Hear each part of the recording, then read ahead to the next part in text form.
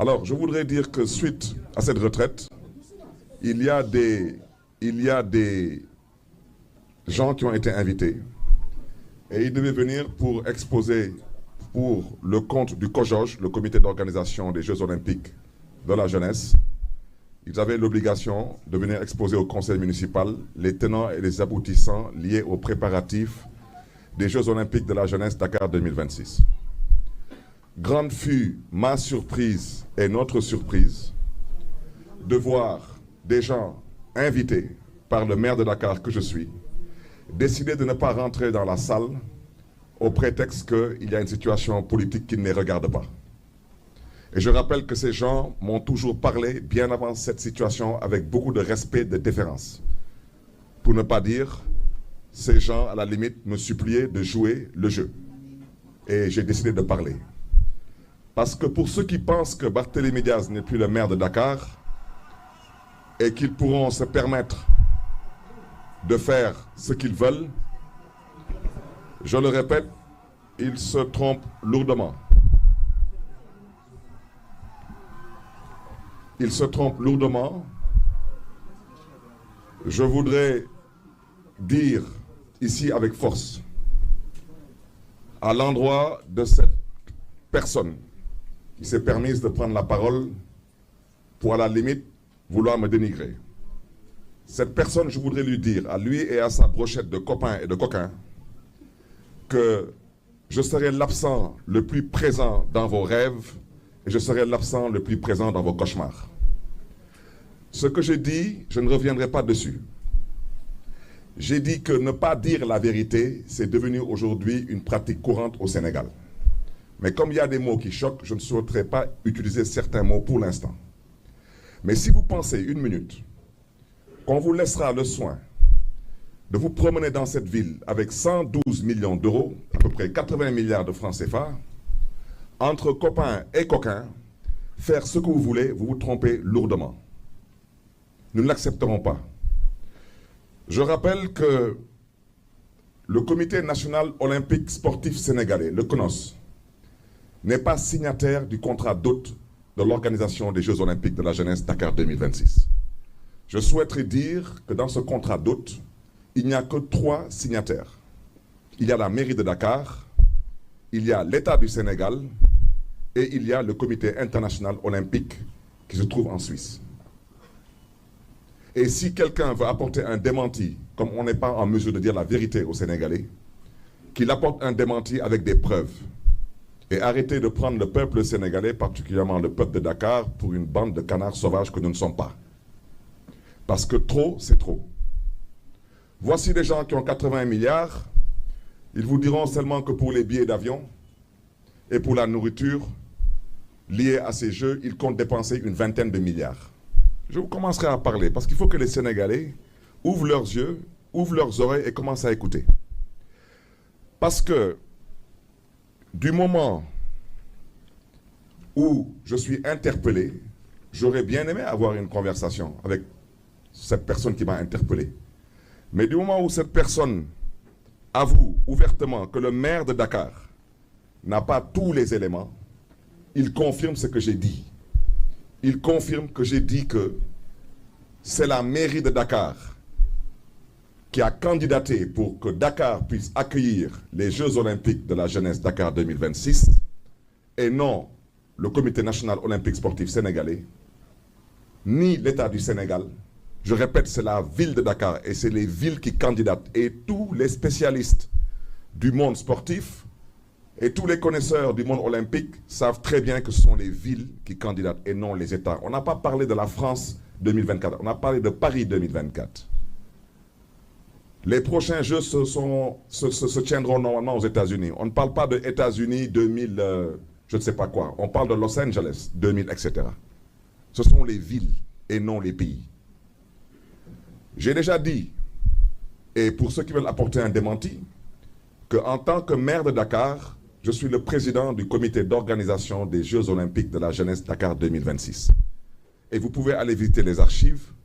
La dernière fois qu'on a célébré ici Dakar en jeu, j'ai été, pour ne pas dire supplié, par certains membres du CNOS pour venir rehausser de ma présence cette manifestation. Ça se tenait au monument de la Renaissance. Alors, voici des gens qui aujourd'hui, parce qu'il y a une situation politique qui est ce qu'elle est, ont décidé aujourd'hui d'outrepasser leurs prérogatives et de vouloir quelque part légaliser leur forfaiture, et nous ne l'accepterons pas. La seule chose que j'ai eu à dire, et je réitère mes propos, Dakar accueille des Jeux Olympiques après avoir candidaté pour ces Jeux Olympiques. Dakar a le droit de demander où se trouve l'héritage de Dakar. Je vous invite à aller regarder l'héritage de Paris 2024. Et Dieu seul sait que je ne pense pas que la France ait besoin aujourd'hui de pleurnicher pour obtenir un héritage lié à des Jeux Olympiques. Quant à nous, et c'est là où je vais interpeller la personne qui a eu à m'interpeller, ainsi que sa brochette de copains et de coquins, je vous demande si oui ou non vous avez 80 milliards pour organiser ces Jeux. Je rappelle que dans l'organisation de ces Jeux, l'État du Sénégal mettra de l'argent sur la table. Je rappelle aussi que la ville de Dakar mettra de l'argent sur la table. Et ils le savent très bien. Combien d'argent ont-ils obtenu? Parce qu'eux ne mettent pas d'argent sur la table. C'est l'argent du CEO. Je leur demande seulement de dire aux Sénégalais, est-ce qu'ils confirment que sur 80 milliards de budget, est-ce qu'ils confirment qu'ils ont à peu près 20 milliards de restauration et de billets d'avion? C'est oui ou non? Mais franchement, j'ai le droit de vous demander tout de même où se trouve l'héritage de Dakar. À Paris, ils ont obtenu une nouvelle piscine olympique en face du Stade de France. C'est un joyau qu'on aperçoit à partir du périph' et qui fait la fierté de Paris aujourd'hui. Je l'ai déjà dit, le village olympique à Paris a été transformé en logements sociaux. Il y a eu des lignes de transport public supplémentaires qui ont vu le jour, que ce soit en termes de métro ou en termes de tramway. Et je peux continuer à en parler. Donc une ville a le droit de vous demander, sur 80 milliards, si vous avez le temps de mettre 20 milliards dans les billets d'avion et dans la restauration. Au passage, j'aimerais bien savoir quelles sont les sociétés qui seront impliquées dans tout cela, même si ce n'est pas à la ville de Dakar d'organiser le transport et la restauration. Je pense tout de même que le maire de Dakar que je suis, j'ai tout de même le droit de demander à ce qu'on prenne en compte les entreprises dakaroises et les entreprises sénégalaises. C'est 80 milliards. Mais sur 80 milliards, est-ce que quelqu'un dans ce pays pense que c'est trop demandé à ce qu'on aménage la corniche des HLM? On leur a remis un dossier déjà étudié, chiffré et ficelé pour à peu près 4 milliards et demi. Est-ce qu'ils pensent que c'est trop demandé d'aménager le parcours sportif sur ce que j'appelle le boulevard de la Gueule-Tapée? Et je rappelle que le boulevard de la Gueule-Tapée traverse aussi bien la commune de la Médina que la commune de Fass-Colobane-Gueule-Tapée. Pour la corniche des HLM, ce serait aujourd'hui une corniche qui serait aménagée pour pouvoir polariser toute la population de Grand Dakar, de Biscuiterie et des HLM.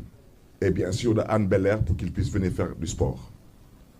Et le troisième projet qu'on avait proposé, c'était un projet qui devait consister à aménager une corniche, pour ne pas dire un parcours sportif, sur l'extension de la VDN 3. Donc tous les trois projets sont tous des projets liés à l'esprit des Jeux Olympiques de la jeunesse. Je rappelle que Dakar, il n'y a qu'un seul parcours sportif à Dakar. C'est le parcours qu'on connaît tous sur la corniche Est. Tous. Vous voyez aujourd'hui des gens qui viennent des HLM, qui viennent de Grand Yoff, qui viennent des SICAP, qui viennent d'autres communes, qui traversent quasiment une bonne partie de Dakar seulement pour aller se retrouver sur le seul parcours que dispose Dakar. En quoi est-ce qu'aujourd'hui c'est trop demandé d'aménager un parcours sportif sur la corniche des HLM, un parcours sportif sur le boulevard de la Gueule-Tapée et un parcours sportif sur l'extension de la VDN 3. Et tous ces trois projets réunis ne coûteront pas 10 milliards. Je rappelle que la ville de Dakar n'attend rien de personne. À l'heure où je parle, nous avons déjà commencé à aménager des jardins, mais surtout des aires de jeu, en l'occurrence des terrains de football synthétiques. Le dernier en date, vous pouvez aller le vérifier, c'est à Cambérène. Nous sommes déjà actuellement en train de finaliser la tribune avant de mettre le terrain synthétique. Allez aujourd'hui dans la commune de Dieuppeul-Derklé-Castor, vous verrez ce que la mairie de Dakar a eu à faire. Allez dans d'autres communes, vous verrez les efforts que la mairie de Dakar a eu à faire. Nous ne sommes pas des mendiants. nous exigeons le respect, et particulièrement du CONOS. Parce que ce cirque va arrêter. Je ne fais pas partie des gens qu'on intimide, et je ne fais pas partie des gens qu'on impressionne. Surtout quand ce sont des gens qui ne méritent pas ma considération. Je dis, je répète, pour le compte et le nom de la ville de Dakar, nous allons parler d'héritage. Et si nous n'arriverons pas à parler d'héritage ici, nous allons nous organiser pour nous faire entendre à l'étranger. Parce que nous savons c'est quoi le monde olympique. Et nous savons que représente le monde olympique. Alors, ces copains et ces coquins qui sont ici et qui pensent qu'ils vont faire ce qu'ils veulent, je souhaiterais leur dire de déchanter dès à présent. Vous allez parler héritage. L'héritage, ce n'est pas la réfection ou la réhabilitation de la piscine olympique du Point E. L'héritage, ce n'est pas la réhabilitation ou la réfection du stade Iba Mar. C'est ce qu'on appelle en Wolof Taf Yengel. On vous dit, on doit aujourd'hui renouveler, c'est un exemple, le parc automobile du transport en commun à Dakar. Vous avez tout le budget, mais vous dites que vous préférez prendre les véhicules existants et faire des tôleries et peintures. Voici où on en est. C'est pourquoi je remets une couche. Et je n'en ai pas encore terminé avec eux. Parce que j'irai à l'étranger pour communiquer. Je communiquerai à l'étranger en anglais, je communiquerai à l'étranger en français. Il faut que le monde comprenne définitivement que la médiocrité ne peut pas être nègre et l'excellence être hellène. Quand ce sont les Blancs qui organisent des Jeux Olympiques, il n'y a pas de scandale, tout se passe normalement. Et les gens ont le droit de parler d'héritage, de discuter dans les conditions les plus adéquates et les plus acceptables. Mais dès que c'est en Afrique chez les Noirs, on considère que nous n'avons pas le droit de rêver. Au nom de quoi les Blancs ont le droit de rêver et nous les Noirs n'avons pas le droit de rêver? Il faudrait que quelqu'un me dise pourquoi Dakar a candidaté pour organiser des Jeux Olympiques de la jeunesse. Ce n'est pas pour des réfections et des réhabilitations. Je terminerai en mettant l'accent sur aujourd'hui les ligues et les fédérations. Aujourd'hui, je prends à témoin toutes les ligues et les fédérations qui ne se sont pas aplaties, pour ne pas dire qu'ils n'ont pas encore été apprivoisées ou domestiquées. Qu'elles me disent en quoi est-ce qu'elles ont été impliquées dans l'organisation des Jeux Olympiques de la jeunesse Dakar 2026. En termes de budget, en termes de formation, en termes de, ça n'existe pas. Et la preuve, vous avez tous vu le palmarès du Sénégal lors des derniers Jeux Olympiques de Paris. On est parti à Paris, on est revenu avec 0 médaille. Vous savez pourquoi? Parce qu'il n'y a pas de politique sportive, il n'y a pas d'économie du sport, il n'y a absolument aucune volonté d'hisser le Sénégal au plus haut niveau en termes de sport. Et le Sénégal a toujours été un pays qui a brillé dans le monde en termes de sport. Donc voici ce que je voulais dire aujourd'hui pour ne pas être trop long sur cette question. Et rappeler encore aux gens du Comité national olympique sportif sénégalais que tout dépend d'eux. Ou bien ils entendent ce que je leur ai dit, ou bien le monde m'entendra. Parce que je ne vous laisserai pas avec 80 milliards de francs CFA, vous promener, dépenser 20 milliards de billets d'avion, de restauration, et me dire qu'au Sénégal, les ligues, les fédérations, ce n'est pas votre problème, et que Dakar n'a pas le droit de pouvoir espérer avoir un héritage, et que nous n'avons pas notre mot à dire. Nous ne cherchons pas à gérer à la place de ceux qui doivent gérer. Nous ne cherchons pas à mettre la main sur l'argent, ça ne nous intéresse pas. Nous exigeons un héritage, et c'est la raison pour laquelle Dakar a candidaté. Quand un maire signe à partir de la prison, c'est qu'on lui a vendu un héritage. Et cet héritage-là, il ne serait question de le remettre en cause parce qu'il y a une brochette de copains et de coquins qui ont décidé que, soi-disant, la ville de Dakar n'a pas la prétention de pouvoir espérer avoir un héritage. Et ça, ce n'est pas politique. Avant d'être maire de Dakar, je suis citoyen de Dakar. Et jusqu'à l'heure où je parle, je suis encore le maire de Dakar parce que je n'ai pas encore vu mon remplaçant.